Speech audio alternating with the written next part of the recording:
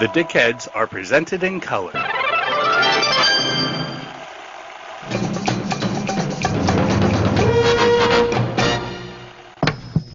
Oh, wait a second. Like a pink laser beam of truth beaming straight from Ohio, Colorado to your ear holes.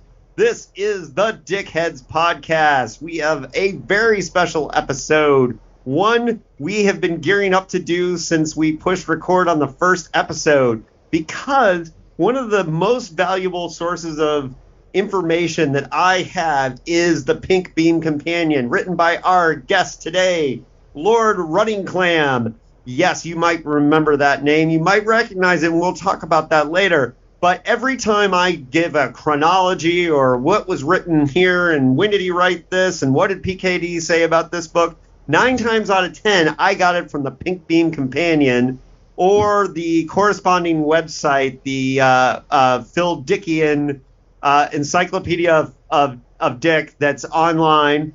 So that's where you get the information. And the person who compiled all that is our guest today. And that's extremely exciting for myself and my co-host here, David Wilson. Welcome, David, again to the David. show. Thank you, sir. So, Lord Running Clam, how did you get into Philip K. Dick? Where did this journey start for you? Well, I'll tell you, I understand you lived in Indiana, right, David? I grew up in Bloomington, Indiana. Yes. All right.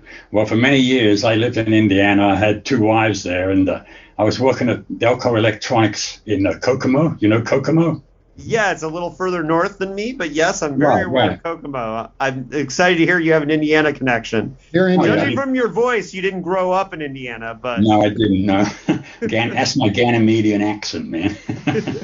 So I'll get started on this, because you, David, want to hear this story. I worked at Delco Electronics for 10 years, from 78 to 88. As an industrial electrician, I maintained, I'd go around and fix all the machines when they broke down. It was my job to fix them, anything from light bulbs to computers. That was what I did. Union job, United Auto Workers. I'm real proud to be a union worker. So union factory worker for General Motors at Delco Electronics in Kokomo. And about 1980, in fact, it was 1984, being on second shift, evening shift, you get your machines fixed, you go sit on your ass somewhere, read a book. Okay, I was wandering around, and I walked into the tool and die department. There, laying on one of the CNC machines, was Eye in the Sky. I still have the edition from 40 years ago, it was 1984, and I'll show it to you. It's right here. This is the edition I had. And that's the same, look at that. That's the actual book I read. I hate to take it out of the bag because it's falling apart. So this was laying on a machine. I picked it up. It's about 10 o'clock at night. And I sat down somewhere in a corner somewhere and started reading it. And I read it till midnight. When I got off, I went home and I sat down, smoked a joint in my little study, like similar to what I have here. And I read and I finished it all off. And it's about 4 in the morning or something. I finished it off, and I just looked up, and it's like my room, it just sort of disappeared. It's like I couldn't tell what was real and what was not. It just vanished, and I'm sort of. So of course I did what all the dickheads do. The next day I went out to the bookstores in Kokomo, and I looked for what I could find. And the first Philip K. Dick, was 84, was Scanner Darkly and Valis. So I read Eye in the Sky, blew my mind, and I read A Scanner Darkly, and what that did for me in conjunction with Valis was, I'm wanting to be a writer. Okay, I am scribbling away in this factory in these secret corners, trying to write some fiction. And I realized, wow, man, Philip K. Dick's written everything I would possibly ever want to write. He's done my job for me, which means I don't have to. I just become a fan of Philip K. Dick. As far as I'm concerned, he whatever he writes is what I would have written if I would have been a writer.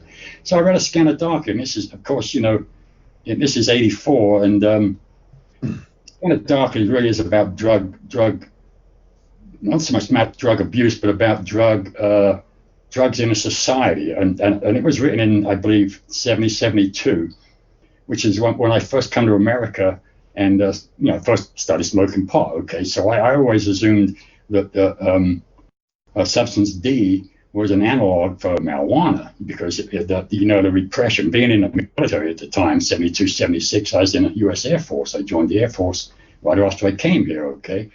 So living on the barracks, we had, of course, you don't want to be caught smoking pot in the barracks. It'd be like, well, they'll throw you in the brig somewhere, So I always thought A Scan of Darkly was about, the sort of repression and the life people have to live if they're smoking marijuana in the 70s, okay, or even on into the 80s, because it was the same situation in Indiana, of course, David, as you well know. You smoke a joint in Indiana, they'll have to lock you up for life, So I thought Scanner was about then. I read Valis, and then I just picked them up at random. It was a lot of fun. This was in let me think. Yeah, it'd be late 80s and on into the 90s. It was always fun to go to the bookstores, and wherever you went, I'd always look for Philip K. Dick, and there was quite a few in the bookstores back then. Nowadays, there's hardly anything. You can't find a used Philip K. Dick book anywhere. Yeah, and so that's how I became a fan of Philip Dick. I thought that he was the greatest writer, and if I wanted to be a writer, I would write. I wouldn't write like Philip K. Dick. I would write what Philip K. Dick wrote. You understand the difference? Now let's talk about, we got some great writers who followed. Like I think of Jonathan Lethem. I'm reading his novels now. I'm reading The Arrest, fantastic book. He's got some fantastic novels out there, and he did what I didn't. He went out there to California and became a writer. And made it famous. I always thought Jonathan was brilliant that he could do that. But here I am in Indiana. I got 4 kids to feed. You know what I mean? And so, where were you born, and where did you grow up originally? Because that accent is not Indiana. I could tell that. Well, I've been asked this question so many times. Sometimes I say Mars. Sometimes I say Ganymede. But I was actually born in England. In a little shithole town in England called Luton. I don't know if you ever heard of Luton. It's just a little north of London. It's a dump, okay. Well, it was back then. They spruced it up now, but back in the 50s, 60s, when I grew up, it was a dump. And so I'm from England originally. Okay.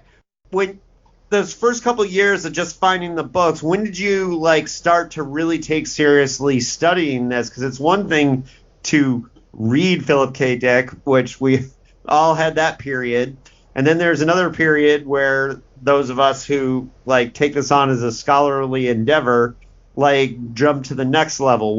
How did that step come about? Well, that came about probably right after I started reading Philip Dick, because in the edition of Scan of Darkly I had, it was a paperback. There was right on the front page was Philip K. Dick Society, P.O. Box 6011, Glen Ellen, California. Wow, of course, I wrote those guys, and I got a nice letter back from Paul Williams, and I subscribed to the Philip K. Dick newsletter. Of course, it went from 82 to 92. So I subscribed probably about late 84, maybe early 85, I don't know. And I got all the newsletters, and I'm trying, because there was no bibliographers back then. There was no really list of what Philip K. Dick had written. There was no internet. Where did you go to find this stuff? You read about it in the PKDS newsletter. So I started keeping notes. But what really kicked me off was in 1988, I bought a Commodore Amiga 500 computer. Beautiful computer, best computer ever built. I loved it. So I started taking notes from the newsletter, any source I could find, and logged them into, not really a database, I just kept notes, okay? And that all went on for several years. Then in 1995, I bought a Windows 95 computer. I ordered a special fancy Windows 95 computer. And I transferred all my Amiga stuff to the Windows 95 floppy disk, those little square disks that they used to have. And I just went from there. I just started compiling stuff, man. I just grabbed it from everywhere and logged it where I could. And it took the right pink beam.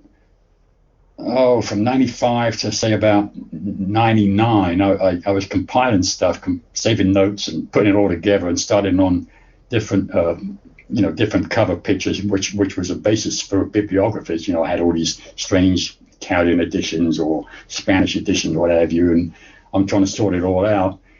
So after I got that, then I started writing Pink Beam probably in about 98, 99. And in 99, it was a case of, Indiana doesn't want me anymore, so I had to leave. I won't go into all that. But anyway, I moved to Colorado, to Ward, Colorado, which is 9,300 feet up in the mountains west of Boulder. And I found a home there. My brother was there, and I moved in with my brother into a little log cabin about the size of this room. It was cold. It was, you can imagine what it's like at 9,300 feet in the winters in Colorado. It's a cold son of a bitch. So I'm up there in this little cabin with an old computer, and I've got little gloves on my hand with my fingertips sticking out because it was so freaking cold, and I'm banging this thing out. So I banged it out between basically 2001 to 2004. Probably got it finished in 2004. Now I looked for a publisher, and I was working at the Ward Post Office as a substitute postmaster, and the guy who was delivering the mail around the mountain communities, he was an artist and a musician. He was an old punk musician who hung out with these guys at Studio 54 and all that, Blondie and all these bands. He knew all these people, all these old punks, okay? Well, he said, well, why don't you go to lulu.com? They'll help you publish it. So I went to lulu.com, and as you can see, that I just took my Word document and that was it, shoved it all in there, and they published it. And Mark, my buddy at the post office, he did the brilliant cover with the pink beam on it. I've lost touch with him lately, but a guy named Mark Ivins, he did the cover, and then I published it out on Lulu in 2007, I believe. And here we are. I want to do a second edition. Now we got to go back a little bit and talk about some of this process where you're up there in the mountains putting this all together. But in these early days when the PKD Society newsletter was going out, look, we have a really active and vibrant PKD community online. Now we've got Facebook groups, we have all this stuff. Mm-hmm. You guys were doing this before the internet, so you guys were probably trading letters and information in those days. So can you tell us a little bit about the pioneer days of doing this? Okay, we go back to working at Delco Electronics I quit in '88. Okay, I had 10 years, and they paid me to quit my job. I was so fucking happy to get out of there. It was insane. That place was. I should write a book about Delco Electronics, man. It was fucking insane. And anyway, so what was the question again? I spaced out. The early days of communicating. Okay. All right. Yeah, I got you. Okay. So about 1987, I've been reading Hunter Thompson. I read his Fear and Loathing on the Campaign Trail 72, and that inspired me. And then, of course, I read Your Fear and Loathing in Las Vegas, and anything else I could find by him, too. And it inspired me to do a political newsletter, a zine, while I was working in fact, I turned about 1980. I thought, I covered the 1980 election like Hunter Thompson did the 72 election. So I started writing articles and again, different shit. And I published a zine. And what was so cool about that was I had, working on second shift, I had free run of all the copying machines at Delco Electronics. I go up to the admin building, and this was called No Bullshit or No Bullshit. Either one was the name of this thing, this political zine. All right, it's my breakthrough, and I copy it off, and I go up sneak up into the admin offices in the middle of the night, 10 o'clock at night. There's nobody around. They had this great big long IBM printer that you stick your copy in one end, and about 20 feet later, it chunks out, collated, stapled, and the whole bit the other end. It's going ka-chung. I just cranked a whole bunch of these out. Now I just I got a hold of Fact Sheet 5, which was run by a man named Mike Gundeloy. Basically, what that was a review of all the zines coming out in that period, and I sent copies of this politics newsletter, No Bullshit, out to random people, and I met people like Kerry Thornley. There's all kinds of people I didn't know who the hell they were. Realized later on they're all semi-famous, but I was corresponding, so I'd send out my zine, and I'd write letters. I must have wrote 50 letters a week or something. I was writing letters. Everybody sending out my zine. And then Paul Williams in 1991, he announced that he was going to retire the Philip Dick PKDS newsletter. And that shook me up, man. Oh, God, what am I going to do now? Oh, my God. So I said, well, and Paul said, well, we're going to hope some other people step in and do a Philip Dick newsletter. And I said, I talked to my wife, Barbara, at the time, who was part of, we'd already been doing our Ganymedean slime mold on tour sort of thing. We always had this little unit, me, my wife, and her brother. We called ourselves a Ganymedean slime mold. So anyway, that's where I got my name, Lord Running Clam. My then wife gave it to me, and I said, well, we'll do it. And I cranked out the first edition of FDO on my old Amiga, and I again sent it out, and I sent to Paul Williams and Andy Watson there in California with Glen Ellen. Andy, I mostly worked with Andy. I had a really long correspondence with Andy Watson, and that faded out maybe towards the end of the 90s. And that was it. There's for Dickheads only. I mean, we managed to do, let me think, 6 or 7 issues. I forget. It was my introduction to the world of Philip K. Dick. I can now write about it. So I did. I'm not saying any of that stuff I wrote about that then was very good, but I did it. Was it an annual publication? Like when you ran no. with? Oh, okay. It was whenever I could get it done. Yeah, and I had a lot of help. The first one was just a photocopy, printer copied and stapled on the corner, and 8, 6, 8, 10 sheets, whatever. Sure. And then after a while, I had help from people like Scott Polenz and gosh darn it, the guy who was behind in the next. I can't remember his name. Anyway, I had help from these people who instead of having it just a corner staple, we folded it in half, stapled it down the middle, made it a wraparound cover, made it into a nice looking edition. So by the time number 4 came out, which is a solar lottery edition, it looked really great. Perry Kingman helped me. Perry, he passed away sadly, a big dickhead from Japan, and it got better and better and better. And then the internet came along, and I did one edition for, I believe it was in '97, and I called it Edika, like a Russian edition of the Edika. I had no fucking idea, that's what I called it.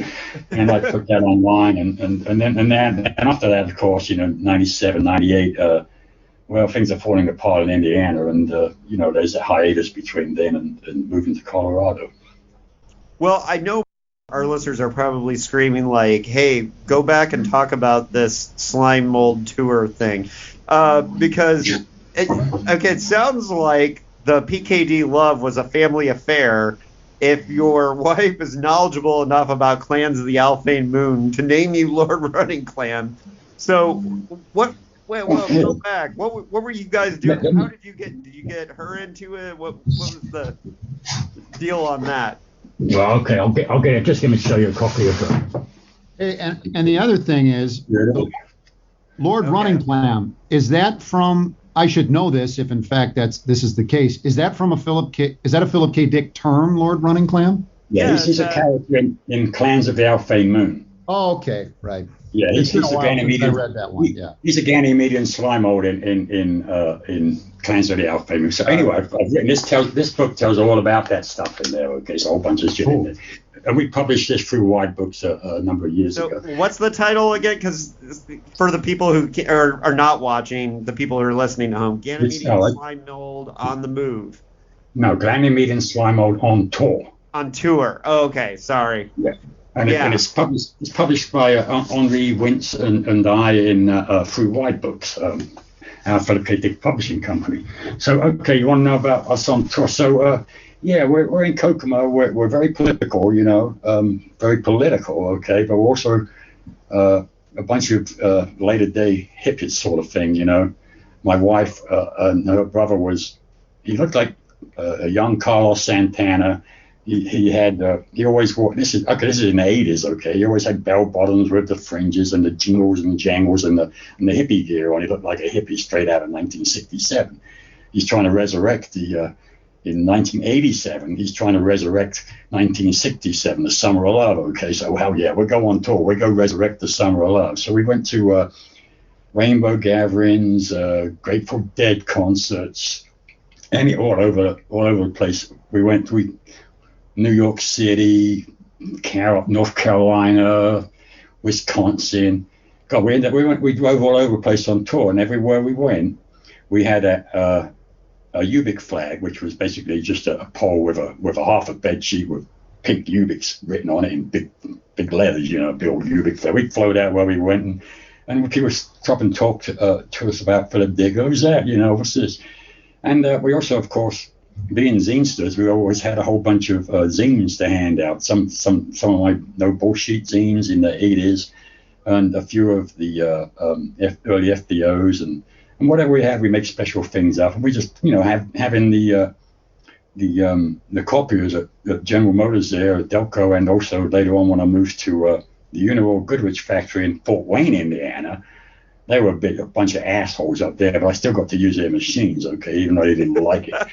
So, I lived there for 5 years in Fort Wayne. You did? I did, yeah. Well, you remember that bookshop downstairs, downtown? What was it? Like Dave somebody ran. Another Dave, I think, ran the damn thing. Dave. It's on Washington or Jefferson there in Fort Wayne. Yeah, I love Fort Wayne, man. I actually lived in New Haven, which is a little sure. east. Yeah, and the Goodrich factory was even further in Woodburn, almost to the Ohio border. Okay. So that's where I. But that's where I used all that. That's where I print out a lot of the latter-day stuff we took on tour. Oh. We just had fun. I think half the zine movement of the 80s and 90s worked at Kinko's overnights and got that job specifically to make their zines. So, that's a part of zine culture, is figuring out how you're going to get your free copies, right? We had a ball. We really did. It was a blast. We had a few bad moments, of course, like when we got busted at the Canadian border, which was it's in my book, but it was hilarious. For illegal Ubik spray cans in your we had illegal Ubik in the trunk, right? Yeah. Right. No, man, we had some pot. I mean, Uncle John. I mean, we called him Uncle John or Reverend Dr. X. My wife's brother. His name was John, but he took the sobriquet Reverend Dr. X. Okay, so he's Reverend Dr. X, part of the slime mold, And he thought, well, he always wanted to have some pot, and he didn't know about getting it. We were on our way to Toronto for the Anarchist Festival that year. I forget what it was, 88, I think, 88. We got on the Anarchist Festival in Toronto. So we drive up from Indiana to Port Huron, Michigan, with the car, the Slimobile, and on the back of it is a little trailer we could sleep in. And we had the kids with us. So there's me, Barbara, Uncle John, 4 kids. We're raising 4 kids. Jammed in this car in this trailer, and we get to the border there in Port Huron, and they asked us, because I didn't even have a passport. All I had was my Indiana driver's license. It's like, well, we were totally clueless. I thought you just drive into Canada, no big deal. What the fuck? No. So they stopped us on the U.S. side, and they asked Rev Dr. X, have you ever been in trouble with the law concerning drug? He goes, Of course, when they saw that look on his face, they tore our car apart. They tore the trailer apart. They searched us, searched the kids, and then they found a little baggie of marijuana buried in the trailer somewhere. Is this yours? No. Well, what happened was Rev Dr. X, he took the fall. They tossed him in the port. This was July the 4th in 87, 88, I think. They tossed his ass in the slammer over a weekend.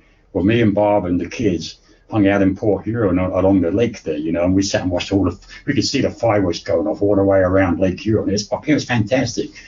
So then this is all in my book. I won't go into it, but then we had to go to the arraignment on the Monday morning or whatever it was after the July the 4th.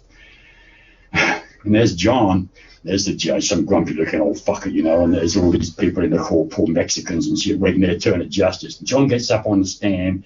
He's just emanating bad attitude, palpably. He's really scowling at the judge, and you can't judge. He's going on like a random raven, and he grabs a hold of me. He's a true freak, hippie freak, a real brother. And he pulls me up there on the stand, so I get up there and I'm saying to Your Honor, yeah, he's really sick. You gotta be careful with this guy. He's really got problems with his health. I'm trying to excuse his action, and the judge just goes, I merely interpret the law, and he fined him, I think $300 or whatever, and let us go. And we took him out, and they decided to take a check. So I wrote him a check for $300 to whatever court it was in Port Huron. buggered off back to Indiana. I haven't been back since. And the minute I got back to Indiana, I canceled the check. So fuck them, you know what I'm saying? Haven't been back to Michigan since. So that was that tour. Then we moved on down to the Rainbow Gathering in North Carolina, that Asheville. That was a lot of fun. The Grateful Dead concerts. We traveled around a lot. Yeah, we had a ball. Till the money so ran you out. had the experience of going on all these tours and promote, and you guys were promoting Philip K. Dick. Like, I'm sure in your experience, did you ever have people eventually contact you and say like, "Hey, I became a dickhead because you guys"? You know, no, I can't recall that. But I do remember down in Florida, in St. Petersburg, my brother was living there, and he had a couple of young girls. Well, not, you know, there's a couple of young girls in his circle. And I was talking about being on tour for the Grateful Dead, and they liked it so much they themselves joined the Dead tour, so they went and followed the Dead around. So that's really the only influence I had then. I don't know if I ever inspired any Philip K. Dick people. I have no idea. Did you follow were you a Dead follower? Only to a small degree. We went to a lot of their concerts, but we don't always go see the shows, you know. Yeah. So it's because we're peddling our wares, you know. It was a lot of fun. We went to as part of our tour. We went to New York City. Again, it was '88 for the Madison Square Garden Dead shows in August of '88. And oh man, we went. It was a fantastic show, and of course, you know, we've been going to like the Wisconsin and these other shows where it's more of an outdoor concert. But in New York City, you've got Madison Square Garden. It's in the middle of the city. There's no parks or nothing around it, so everybody hangs out on the street around the Madison Square Garden. I mean, I used to go to those in the early '90s, and that's why I asked, because it's more like it's a spectacle, right? It's kind of a circus, and like the perfect place to peddle PKD paraphernalia, you know? Yeah, it was, man. I hooked up with I was like, well, you know, it's hard, you know, when you got a bunch of papers in your hand and there's 1,000 people running all around, you gotta get rid of this shit. I can't just not do it. You gotta go out there and you gotta go out and talk to these people and say, hey buddy, why don't you read this? Yeah. Give me some spare change, you know. And of course, I ended up with pockets full of money, you know. But my pockets are bulging with quarters and nickels and shit. Made enough to cover maybe cigarettes, you know what I mean? Yeah, I was a boy. I'm not dead. Most of these travels were before you started doing the hardcore research, though, right? No, they were in the middle of it, really. Philip K. Dick was always a part of what I was doing. I was always reading his books and thinking, and also putting out FDO, you know, for Dickheads only. I was always publishing that in the 90s too. So it was all intertwined. It was all mixed in together. All right, so tell me about the actual research for Pink Beam. Like, did you start it kind of by accident through doing the newsletter or the zine? And then just realize that you had all this stuff, or did you have a plan from the beginning for this No, timeline? Because that's really what it is. It is. It's a chronology. I never had any really plans. I just started compiling the stuff, and then finally it just sort of, I had so much, and I started sorting it out, and I read. I knew I had to comment on all the short stories, so I had all 5 volumes of the short stories.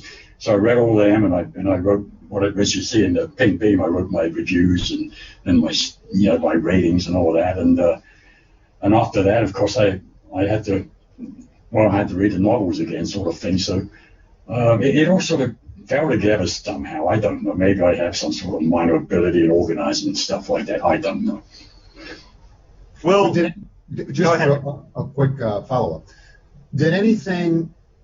I'm trying to think of dates here. Anything exist before Pink Beam like that sort of timeline? I mean, it's a really engaged and detailed timeline. Is that the first sort of? Well, there were a couple of zines that dealt with Philip Dick. I remember one called Dixieland. I think it's by Arthur Hallaverty out of maybe somewhere down south, maybe New Orleans or somewhere, called Dixieland. I had that, and I, you know, when I'm sending all my zines out to all these people through Fact Sheet 5, and they're sending all their stuff back to me because, you know, I got a few checks here and there, you know, but mostly you get stuff in kind, you know. So I'm getting all these weird zines, and you know, it just sort of, I don't know, it just sort of went on from there, man. Yeah. Yeah. Well, and it's really, I mean, the detail that you get down to about like the dates and times, like when did you know you were gonna like actually do like down to the very dates that he wrote everything? That was probably in 1999 when I just before I left Indiana in 2000 to come to the mountains, and what happened was. I still had a Windows computer. I don't know if it's my original one. So I started working on it in Indiana. I started putting it together in Indiana, right in the pink vein. And what happened was, the year 2000 was coming. You know, the 2000 computer bust. Okay, so I copied all my Philip Dick data onto these little square floppies. You know, I had a big stack of them. I still got the damn things. 50 different floppies. And I copied everything onto there, and then just as soon as 2000 hit, my computer crashed, black screen of death. I'm glad I got it off of there in time. And that you mentioned earlier online, the Encyclopedia Dickheads sort of website I have. I built that before I wrote my book. So working on that website, which is now on philipkdickfans.com. What was like your process of finding those dates? Because one of the things, we use your timelines constantly on the podcast because we always start the publishing and writing history with what months these were written and what was written before and what was written after. And I go to your website the very first thing when I'm starting to write show notes and or open the book to those dates, and usually I have both open at the same time. So I use your dates all the time. How did you start sourcing those? Is it mostly from Rickman's book and Sutton? Yes, I was just about to mention it. Yes, definitely. One of the first things I did was read Greg Rickman's biography, and Lawrence Sutton's Sutton, I call him Sutton, Divine Invasions. And I also got all those tapes that were going around back then with the interviews, I think, that Rickman did with various people. There was a Daniel D. Prez interview. There was a lot of interviews on cassette tape. So I got all those. I listened, I took notes, and really the Philip K. Dick Society newsletter was really a wealth of information. I just got everything from everywhere, and I put it all in there, and then I had to sort it all out, which is what I did in Pink Bean. Right. Does that answer your question? You look a little unhappy there, David. Does that answer your question? No, I'm not unhappy. No, it's exactly what I assumed it was. But what's really interesting to me is I've always had this picture of you like basically writing out each of the years and trying to basically figure out what he was doing each month of those years. So I just picture you going year by year. Is that how you did it, or eventually when you got down to doing the book? Not really. Again, it was more like a sort of jigsaw puzzle in a sense, like pieces fell into place here and there, and then I had to, sort of link it together. One thing I did not want to do when I wrote this was attempt to write a biography. So I as far as his marital problems, his life, what he ate for dinner, I could care less. It's none of my business what he did with his personal life is the way I look at it. So I was struck. I knew what I was doing. I stuck to the dates and the facts pertaining to the publication and the writing history of each of his books and short stories. I was firm on that, and I believe this is what was my guiding principle. I was focused on just that. I was not distracted by all the pink beans and that, even though I included all that in there because it's part of it, But and I always wanting to get. I figured that here's what I think about Philip K. Dick, and I thought about it for a while. He's like a genius, okay? I mean, here we are. We're in the middle of an intellectual revolution, and I've commented on this before. And while you're in the middle of it, you can't really expect to pontificate on it and talk about it a whole lot in some sort of authoritarian way, because when you're in the middle of a revolution, you don't have enough perspective to step outside of it to see what the hell's going on. So I avoided all that. I avoided talk of thematics. I didn't analyze his novels, and in a lot of people analyze it in psychological terms or whatever, or whatever. Maybe they're Marxists, professors, so they write from a Marxist perspective or whatever. I sort of ignored all that. I wasn't interested in it. I was just interested in the facts, because my point, and I believe Frank Hollander agrees with me on this, is you can't study something unless you have the basics down. And to get the basics down, you need to know when the shit was written, which is what I concentrated on with Pink Beam. Well, look, and for me, I'm really interested in like how the events of his life informed the writer sitting down at the typewriter and creating these things. That's kind of my thing. So your book is invaluable to me because I can place all like the timeline, and I can say this is what's going on. And for example, like we joke a lot about the amount of money the amount of money stress he was going under when he wrote like Three Stigmata of Palmer Eldridge. And you very dispassionately point out like he wrote this letter about the money he owed on a parking ticket, right around the time that was written. Yeah.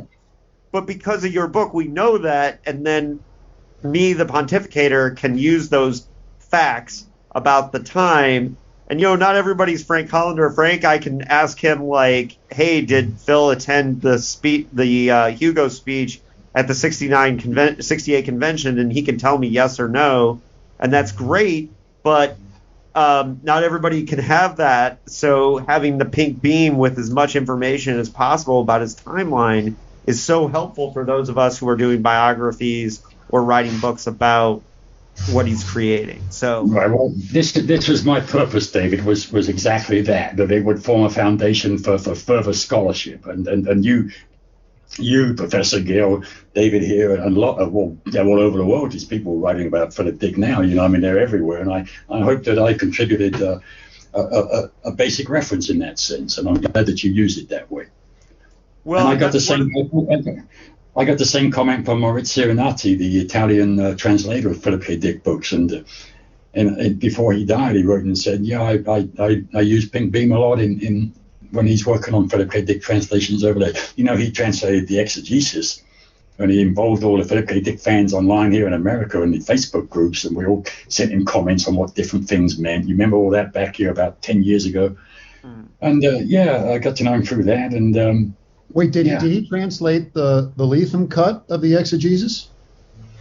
Yeah, the big fat book. Yeah, he sure did. But I mean, that's Lethem pared that shit down though, because there's a lot more that's not in there.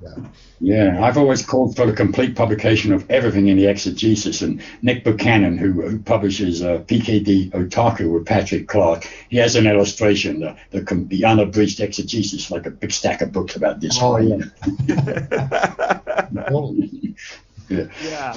Well, and you should know that at one point, Gil and I had to tell David Wilson down here, we were like, no, you have to have the pink beam. You have to have it in your library. I do. Although, admittedly, I have yet to read it. But to follow up from before, if I may.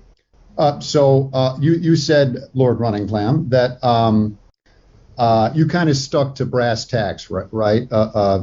Chronologically in terms of dates, when things happen and all that. But, inevitably, one of the book that I'm writing or conceiving of now has to do with Philip K. Dick's biographies. And one of my theses is that, there's something about his writing, and we've talked about it variably in the past on this podcast. His writing invites or rather makes people anxious in such a way where they get involved with it personally. It's there is this biographical impulse that's sort of everywhere in his literature. Mm-hmm. When you, for instance, like how do you said that that Pink Beam includes a lot of you do mini reviews of the different stories and novels and stuff. Yes. How do you affect those? What do you look at in your reviews? Is it like this is good and this is why, this is bad and this is why, or is it? No, not at all. No. I have a rating of between 1 and 5 stars, and you know, it's just for fun. And I just well, it's what I personally like I thought, like The Unteleported Man, I think is one of his best novels he ever wrote. It's been highly denigrated and dismissed, but I think the people who dismiss a book like The Unteleported Man ought to be slapped upside the head. So I gave it 5 stars. Okay, I gave Stigmata 5 stars, Ubik 5 stars, High Castle 5 stars, Scanner 5 stars, whole bunches of them. You know, some of them, like For My Tears, I give 4 stars, okay, and some of them I give 3. And I remember I gave, I think, 2 stars to Dr. Futurity, and 2 stars to Vulcan's Hammer, 1 star to the short story The Eyes Have It. You know, and it's just a fun thing, man. Yeah, sure. Okay. Yeah, and I give little précises of the plot, and you know, try not like write a little blurb about particularly the short stories. I write a little blurb like you could have found on the back cover without giving away what's the story's about, but some sort of blurb hinting at what the story was about. And that's cool for general readers who want kind of an overview of the material, but also for researchers who can use it as reference material. Yeah. Well, as a matter of David, let me continue it. David is on these little mini reviews. I mean, we've published the white books. Henri and I have published the novels in the UK and USA bibliography, the short story bibliography, UK, USA, and Oceania, and recently the French bibliography of Philip K. Dick published in France. And what's handy about that is I can use all these little blurbs I wrote in Pink Beam and just sort of slot them into these bibliographies to explain what the book's about, and then translate it. Henri translates into French, and it's there in French. You know, I'm doing the Italian bibliography right now, translated into Italian. You know, it's like it's an old Philip Dick trick. What do you cut and paste sort of thing? You know, he's always using stuff from one story and plug it into another one. You know. What's the French publication? Is it because the French loved Philip K. Dick? I got one right here. I'll show it to you. It's called, I don't know how you pronounce it in French, Precious Relique, or Precious Relics. Oh wow, that looks nice. Yeah. Yeah, it look pretty. It is. It's full color illustrations of every French publication that we could find to deal with Philip K. Dick between 1959 and 2018. When we published the book. Well, and I always appreciated that about Pink Beam, is that you were honest about some of the stories. I mean, like we are notorious on the podcast, for example, for, you know, like we get made fun of a lot because we had a listener get very, very angry because we hated Cosmic Puppets. And that we constantly beat up on Cosmic Puppets as a long-running joke. And now we have one listener who hates us, despises us because of our anger at Cosmic Puppets, and it's kind of turned into a thing.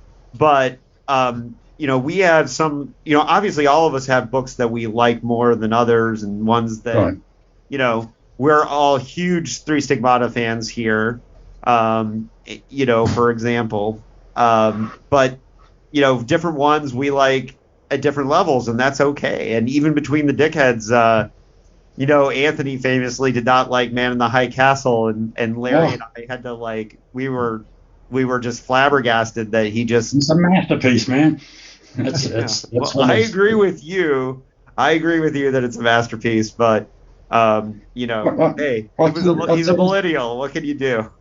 Well, whenever I go out and you know, in general public, and I talk about Philip K. Dick, and, you know, a lot of the old timers out there, they remember the Man in the High Castle.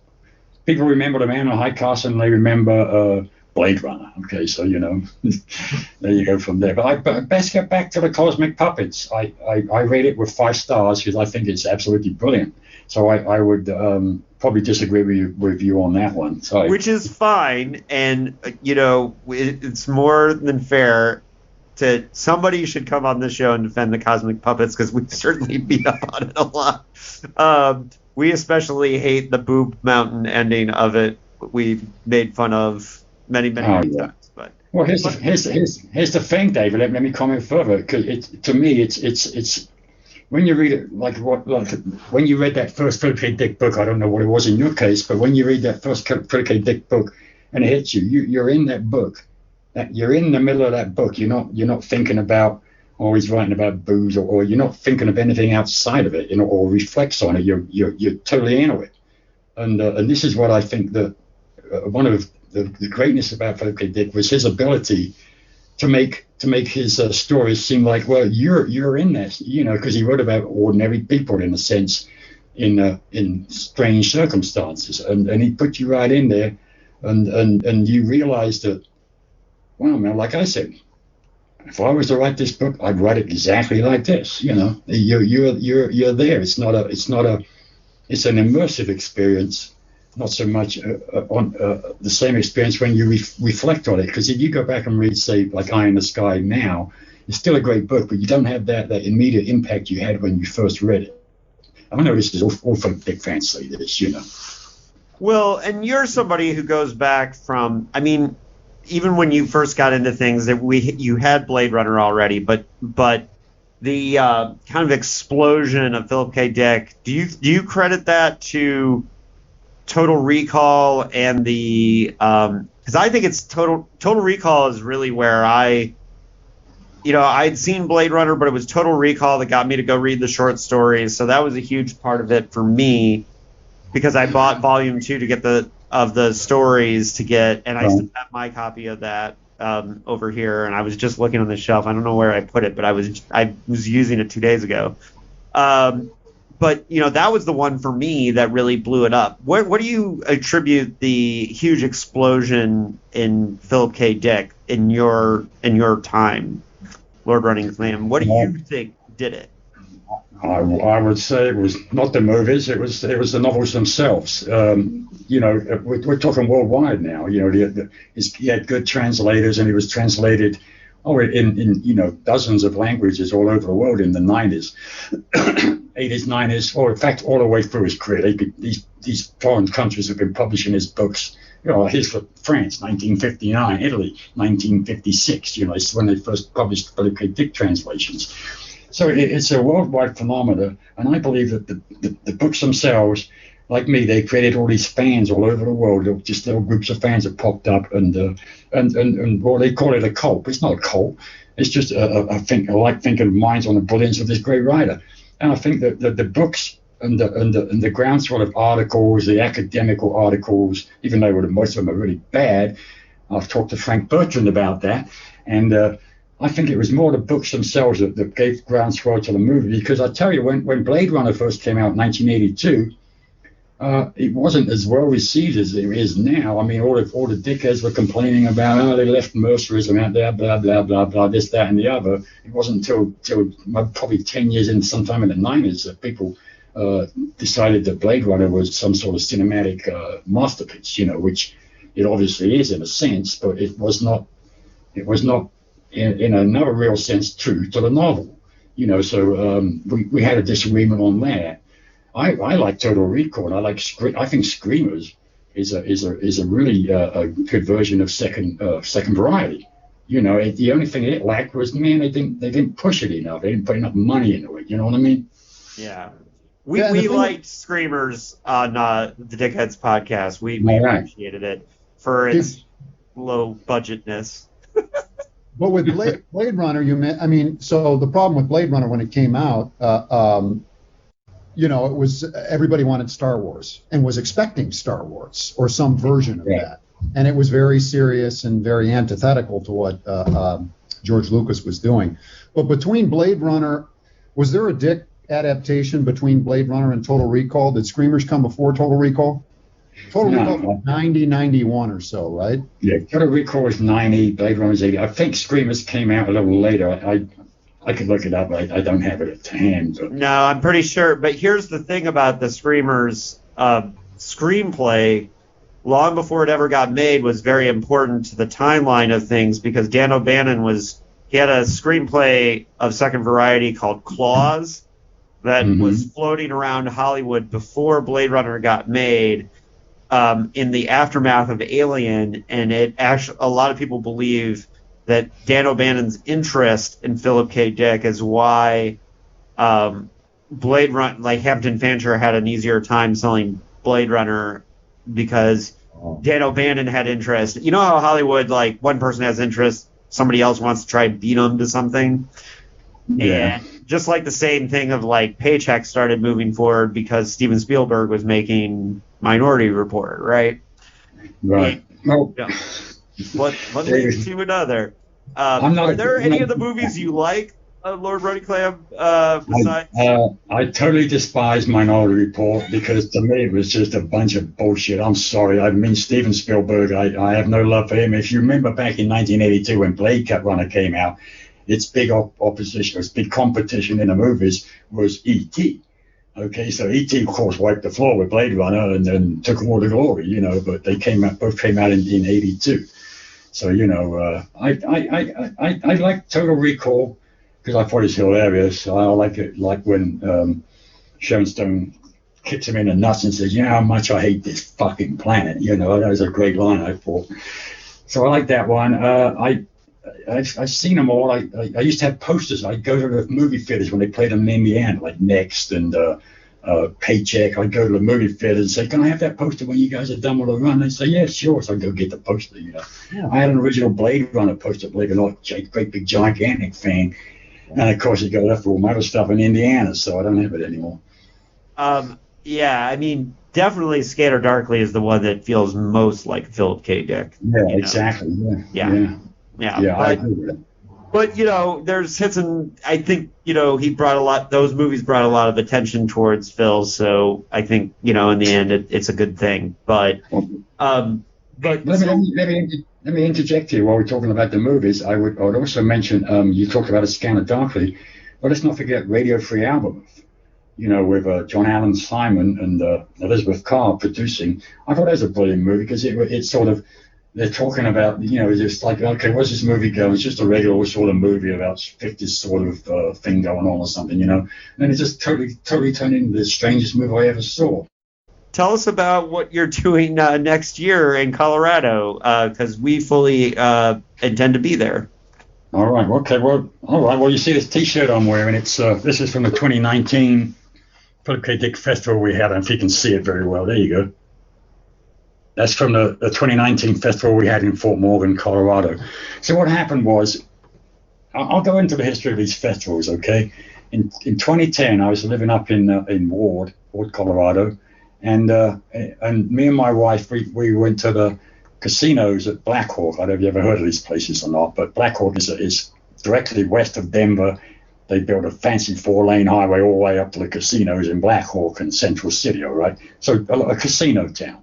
So we went up there and we played the machines. I play slot machines, what the hell. And I was like $100 a head, and we get ready to go home, and then a snowstorm snowed us in. So we're stuck overnight in Black Hawk in a hotel. Couldn't go nowhere, so we went back down and lost my $100 back in the slot machines. And it occurred to me, just sitting there that night, it says, I got to do a Philip K. Dick Festival in 2010. It just bumped into my brain. And I said, okay, I guess I got to do it. And I had no clue how to do it, but I did it. And you have to talk to the people. There was a lot of fun. Not a lot of people, but some really, really brilliant people. David Gill was there.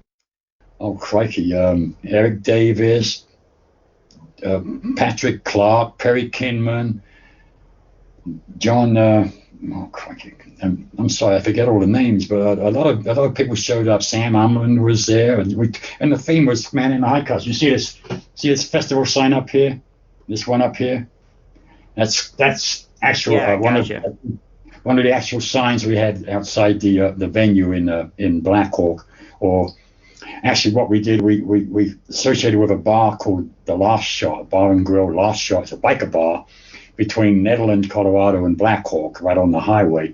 And we had a convention there, man. It was a lot of fun. Yeah, I mean, we can hardly hear ourselves talk from all the Harley Davidsons going off. You know what I mean? But it was a ball, and we had a blast, man. It was a lot of fun. So after that, I said, well, I can't really do festivals up here. Philip Dick's dead in Fort Morgan, and I said, so well, we moved operations to Fort Morgan, and it took from 2013 to 2017 working with the folk in Fort Morgan to actually be able to put this on in 2017, which we did. So we did the 2017 festival. It was great. And then we did the 2019 festival. We were going to do another one in 22, but I canceled it because of COVID. COVID was still in effect basically early 22, which would have been Phil's 40th anniversary of his passing, in 1982. So we just had a little gathering up there, and there's something in the latest PKD Otaku, some fan comments about that, and some photos. And then what fired off this one for next year was news of a Comic Con. I thought, well, hell, they got a Comic Con. There's 30,000 Philip K. Dick fans, possible Philip K. Dick fans there. Let's have another festival and invite them all down, because I see the Comic Con as an opportunity to get people get the word out about how, our festivals in Fort Morgan, how great a town Fort Morgan is. It's really it's out in the prairie. It's like this self-contained. I mean, I think these guys in this town, I think, could solve any problem they ever faced. You know what I mean? There's a real competent bunch of people in that town. And we put on the festival, and I got to know them all, and we're preparing for next year right now. I have a team that we put together where we got David Gill, Zach Wood, Cameron Mitchell, Henri Wentz, Brent Huizinga, and me. So there's 6 of us. And these guys are helping me and get it together in 2024. And the dates, so we already set the dates. I'll show you the sign I made up. You can't see it. June 13th through the 16th, 2024. Fort Morgan, Colorado. Eggs, are you going? I am going. I have already committed. I'll go. Yeah. So, come on. We got some great people going to be there. I'm not sure who. I've asked David Gill to take care of because of his successful 2012 festival in San Francisco. I mean, he's got all these brilliant people. Rudy Rucker, Paul Salmon. Professor Gill did a great job, and I said, well, David, you know all these people. Why don't you invite these people, come on down? Of course, I'm stepping all over his toes wanting to get more people in there, but we're going to get there Thursday evening, David, if you're going to go, Thursday evening. Friday, Saturday, we'll have our speeches and all that, Friday, Saturday, we'll have our speeches. Saturday night, I'm not sure what we're going to do. We have had a little banquet, and musicians play and whatever. And we did a little play at the last one, but I'm not sure we're going to do that this year, because what I really want to happen at these festivals is I want all the fans to get together, become friends, talk to each other, and get to know each other. It's all about the fans, okay? And not so much lectures and watching, being entertained, but more involving amongst ourselves. More friendships and. So from 2010, the Black Hawk Festival I started, David Gill put on the 2012 festival in San Francisco. It took 4 years to move on. I was a little frustrated at the time delay to the 2016 festival there in Riverside or Anaheim, wherever it was. The big conference they had there at the I forget what university it is now. So UC at Riverside. Yeah, that's where I just went to do research. You were just there. That's right. Yeah. So there. So it's been a sequence, and to me it leads.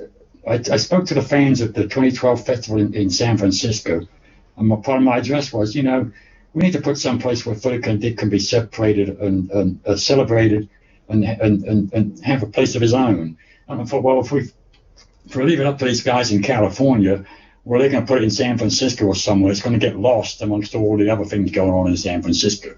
But if we do it in Fort Morgan, it's a big deal. It's got its own place. It's separate. It's a major thing for that town. Well, not what I'm saying, in relative speaking. It's something that the town can get behind, and it will be something separate and distinct from California. In other words, we'll put it out on the prairie. Why not? Where he's at. I think that's cool too, because that's also where he's laid to rest, and that's obviously something that is important. So here's the thing, like, as somebody who gets down and nitty gritty, and it's somebody who likes to think about like these little important moments in his life. The pink beam has been a constant, source of information for me. And so of course, I could nerd out all day on the nitty gritty of how you do that, but I don't think the listeners will be as interested as I am in that aspect. Although I love hearing your stories. I did not know this about you, that you were traveling around doing the Slime Bulldog tour thing. That's great. Got to read your book about that. That sounds hilarious. That's awesome. It sounds like a really good time for one thing. There's other stuff in that book too. There's a lot of articles I wrote for PKD Otaku in there, and it's like a miscellany of crap I wrote since the 80s. So there's politics, bad politics. Who gives a shit about 1988 election? But I got a couple things in there about it. And that's still in print from Wide. White book. Yeah. You get it on Amazon. Go to Amazon, type in Ganymedean Slime Mold on Tour. It's like. So where do you feel the how do you feel, what do you feel about, you definitely are still involved, you want people to come to the festival, so where would you like to see PKD scholarship go in the future?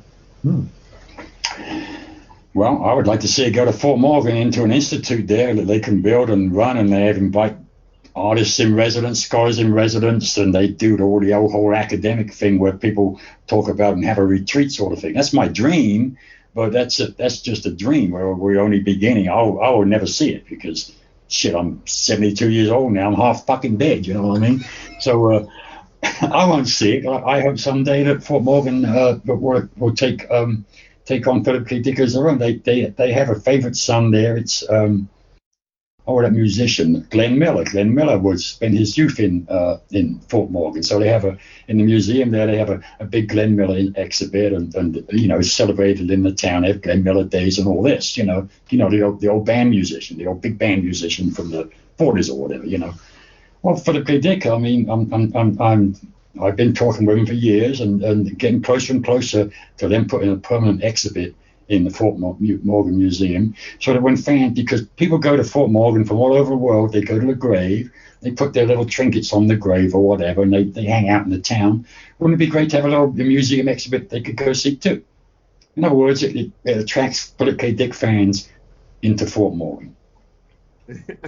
Right. I totally agree. And I love the idea of a writer and artist in residence too. I mean, facilitating and supporting that sort of thing. That would be. Yeah. Well, then again, back to Fullerton or San Francisco as compared to Fort Morgan. Not only you have it's a different environment, and you will get different perspectives. You being a scholar, David, you'd know this. Sure. You're going to get different opinions out of the people living in Fort Morgan, Colorado, where they. Not in the big city, you're going to get different things out of the big city. Yep. I think that there's room for everybody. I mean, David Gill is talking about maybe doing something in San Francisco in 2028, another festival, which would be great. I say there's room for everybody, man. Go for whatever you want to do, David. Both you Davids, do whatever you want. We're all fans. We're all fans all together. All the Davids working together. We're all working on it. Not mean. Yeah, that's right, man. It's a worldwide phenomenon of appreciation for a great and brilliant writer. It's just not stopped. It's still going on. I mean, golly, you go to these foreign countries, you'd be amazed at the stuff they do. And Italy's got all these, I don't know how they do it. In Italy, all these weird salons and stuff, and they talk about they have their little festivals, and it's going on everywhere. And I like to think that we started it in 2010 again because we know it's happening in the 90s. In England, there was Nick Buchanan telling me about the one he went to in 1994, where Paul Williams was there, and I can't remember who else, maybe Greg Rickman, a whole bunch of those 90s dickheads were there. Well, there was nothing happening then, because what happened was, see, it all comes back to Paul Williams for me, and I've written about this. Paul Williams, as we know, brilliant man. He had a bicycle accident, I forget, maybe 1995 or something, that caused him all kinds of health problems, and I guess he eventually died, or he couldn't do what he was doing before, and I was out there waiting, when's Paul Williams going to have this festival? And it never happened, and I finally found out that he'd been, or had this accident, and he couldn't do it. So I thought, well, shit, I guess this is why I got to do it, Like, who am I, right? But who am I? I'm Lord fucking Running Clam, man. Who the hell are you? Is what I'm saying. So I did it.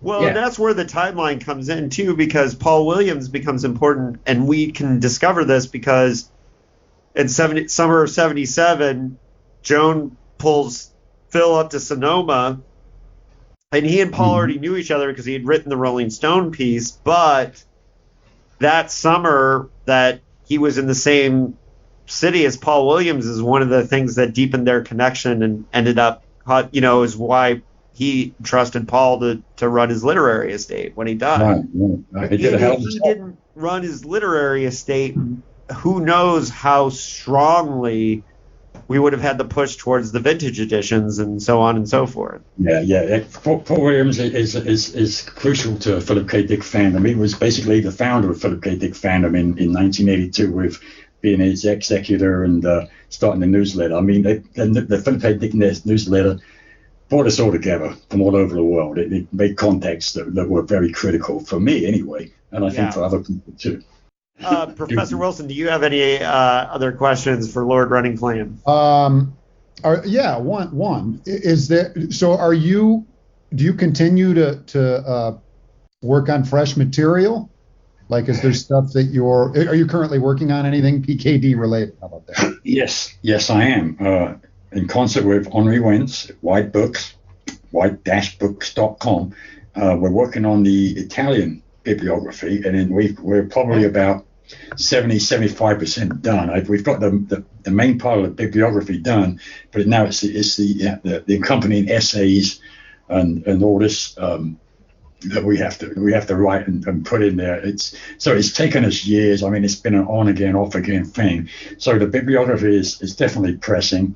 I always write an article or some sort of PKD otaku, and I'm thinking of putting together a thing to commemorate the fans, from my experience. In other words, my experience as a fan and photographs of all these weird things that we have here are sort of a memento for Philip K. Dick fans about ourselves, basically. I've always got several things going on, but not all of them reach fruition, Yeah. Being a professor, I'm sure you know all about that, right? Yeah. Oh, yeah. I have lots of stuff. What is your field, David, by the way? What do you teach? So I actually have a master's in science fiction studies, but my PhD was just in my dissertation was on science fiction, but mostly American literature and African American literature. Okay. Oh, okay. Not film studies too. Well, I got a question for you then. Sure. Now, one of my big complaints about Philip K. Dick scholarship is you know, everyone's writing theses and this, and they're publishing all these journals, and there's big long lists of them from all over the world. Is people will say something about Philip K. Dick or write their opinions out or whatever, but it seems to me they've not really done their research. It's easier to say something in a glib fashion, whatever. Philip K. Dick was affected by his mother's drug addiction or whatever. There was nothing that. You know what I'm saying? It's real easy to say that sort of thing. But my thing here is, you've been an English professor, and I've talked to Professor Gill about this. Is what we need is an English literature critique of Philip Dick work that is up to date. That because now, okay, when you're talking about criticism, literary criticism, people, they use common terms like memes, icons, all these things that you hear people talk about. Okay, well, where did the term meme come from? How did it originate? What part of what literary theory do these terms come from? What is the applicable literary theory that we're operating on? In other words, the received literary theory to criticize literature. Because my point is, Philip K. Dick is a friggin' genius. He changed the whole modus of criticism. In other words, you can't criticize Philip K. Dick in some old-fashioned school of criticism. He needs to be criticized in a different way. But we have to understand where the criticism's coming from before we can formulate the new way of criticizing. You know what I'm saying? So it's a job for you as a literary professor to tell me what the hell's going on. I know you ain't got time for it now. No, I mean, that's a long question and that we've debated a little bit here. I'll give you a short answer. I'll try. Personally, I am very much interested in the texts themselves. I am unlike, for instance, David Agranoff, who is ultimately interested in the biographical aspects of Philip K. Dick's literature.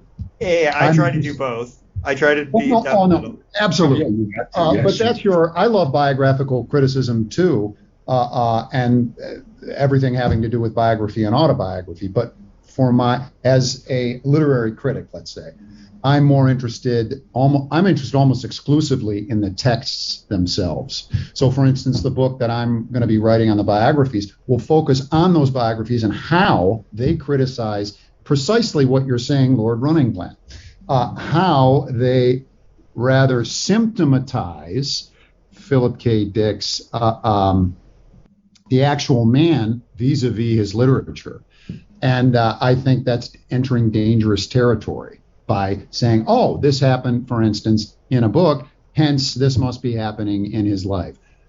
When I make claims of that, well, I wouldn't say claims of that nature, I'm very careful about historical context. And if I tread into waters where I think that I might violate that, I shy away from it, But you're absolutely right in saying people feel, and again, this goes back to Philip K. Dick's writing being very kind of invoking this sort of personal relationship with it, People feel very free to do that again and again, despite potentially, taking liberties with truth. Yeah. Yeah, it's always back to the pink bean craze. It's always back to Valis. So back to Valis. Valis, the masterpiece. What did this book do to literature?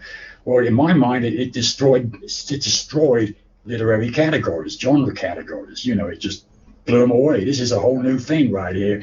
Until we can explain what's come before and understand what's come before, not only just in the term of publication genres. What the publishers. You get the science fiction now. You got to write a big fat book before you can even sell it. It's like publishers' demands. And Philip Dick, as we know, fought against this his whole life long to get his mainstream acceptance. Yeah. So we have to understand where we're coming from before we can apply this knowledge to what Philip K. Dick did to the world literary criticism. What did he do? He changed it. We talk about the Pink Beam and how he put his life and all of his previous books into this whole exegesis-like proposition, but he's people say, oh, he's agnostic, he's this, he's that, he's all this. But to my point of view, he's a writer, he's a science fiction writer. He makes shit up. So I think that he maybe had this weird Pink Beam experience, the authenticity of which even Tessa, I've heard, puts to doubt. I'm not sure. The very podcast. Yes, I was actually listening to it the other day, and so how do we go from here? Is what I'm saying. He changed the nature of literature. To kind of tie things up a little bit, that's one of the reasons why your work, Lord Running Clam, is so important to us. Because you've given us this timeline, you've done that work for the years, and for me personally, I have to publicly thank you because so much of the research that was done for this podcast has been done via your work, and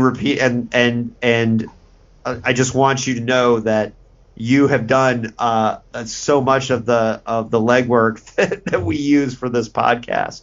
And so we'll hear your work echoed in almost every episode. Well, thank you, David. I'm glad that you guys read my book and find it useful because I come from the position of a Philip K. Dick fan. I'm like a Manchester United fan. Philip K. Dick is the best writer in the fucking world, and I don't want to hear about anybody else. You know what I'm saying? So, and this is another. I'm sorry, I said we're running late. This is another one of my pet peeves about criticism of Philip K. Dick. Oh, well, his writing is good, it's bad. You don't know how to write. Well, give me a fucking break. You don't know how to write. Who do you compare him to? John Creasy, Updike, F. Scott Fitzgerald? These are books that are written from an objective sense. In other words, the writer's writing a book and it's in a sort of third person or something.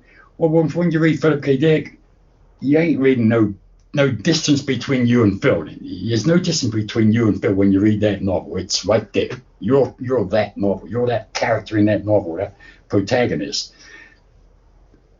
Yeah. I can't believe anybody can say Philip K. Dick's a lousy writer in any aspect whatsoever. So I always jump over the rest. I'm a fan, okay? Manchester United's number one, Philip K. Dick's number one, and I will put all the other teams and all the other books and other writers below all of Philip K. Dick's works. So people say, well, you see these lists here on the internet. Well, what's the 50 greatest science fiction books all the time? I always say, well, we'll put all kind of Philip K. Dick's novels at the top of the list and append everybody else at the bottom, okay? Which is a fanish attitude. So I'm a fan. I book no criticism, and I'll take anybody on that score. So how's that? Okay. Well, listen, that is a great note to end on.